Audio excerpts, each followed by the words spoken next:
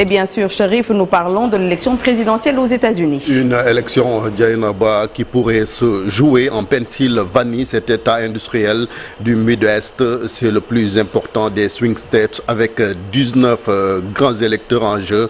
Voilà pourquoi Kamala Harris et Donald Trump multiplient les déplacements dans cet État, ainsi que Joe Biden qui l'avait remporté en 2020, la région industrielle autour de Pittsburgh, autrefois bastion démocrate, est désormais tournée vers les républicains. Hier lundi, ils étaient nombreux en Pennsylvanie à attendre la candidate démocrate. De futurs électeurs partagés entre émotion et excitation.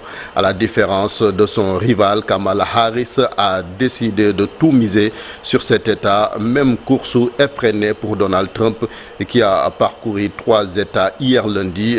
Trump affirme régulièrement que les élections pourraient être truquées. À la veille donc hier de ce scrutin, les deux candidats jettent toutes leurs forces dans la bataille. Et puis ils ont également multiplié les déclarations.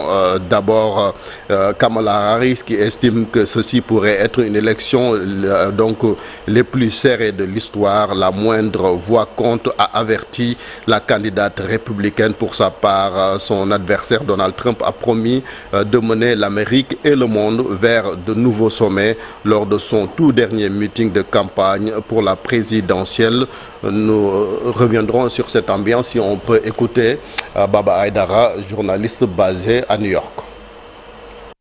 Chérif, à 24 heures des élections, les deux candidats se disent confiants quant à leur victoire. Il faut cependant reconnaître que la course est très serrée. Les voies à conquérir se trouvent dans 7 États clés que les deux prétendants à la Maison-Blanche sillonnent sans relâche depuis des mois, dépensant des centaines de millions de dollars pour les séduire. Parmi ces États, la Pennsylvanie se distingue en offrant le plus grand nombre de grands électeurs. C'est donc logiquement en Pennsylvanie que Kamala Harris et Donald Trump concentrent leurs efforts pour cette dernière journée de campagne à l'américaine. Marquée par une tension palpable, des mesures de sécurité ont été renforcées dans plusieurs États comme Washington et le Nevada, qui ont mobilisé des réservistes, par exemple, de la garde nationale. En Géorgie, des agents électoraux disposent de dispositifs d'alerte pour prévenir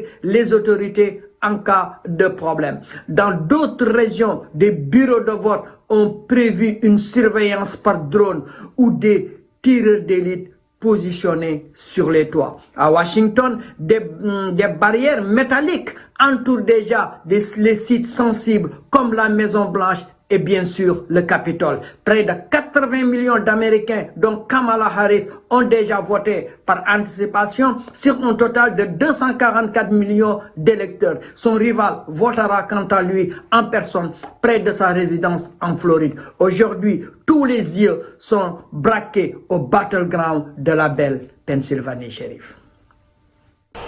On reviendra également sur cette élection avec Abdoulaye Cissé. Dans son Djangat Djaïnaba, on parle de cette affaire en Guinée-Bissau. Le président Omaro Embalo qui a officialisé hier lundi le report des élections législatives anticipées initialement prévues le 24 novembre ont indiqué ses sources. Embalo a annulé le décret qui fixait les élections à cette date, a donc déclaré un de ses conseillers. Selon l'avis du gouvernement, les conditions ne sont pas réunies pour la tenue des élections à la date initialement fixée.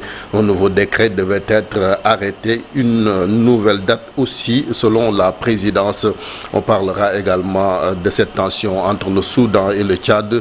Le Soudan donc qui a décidé même de saisir la Cour africaine des droits de l'homme pour dénoncer les pratiques de N'Djamena qui soutiendrait des groupes rebelles. En Guinée équatoriale aussi, cette affaire qui secoue le pays, l'affaire Balthazar.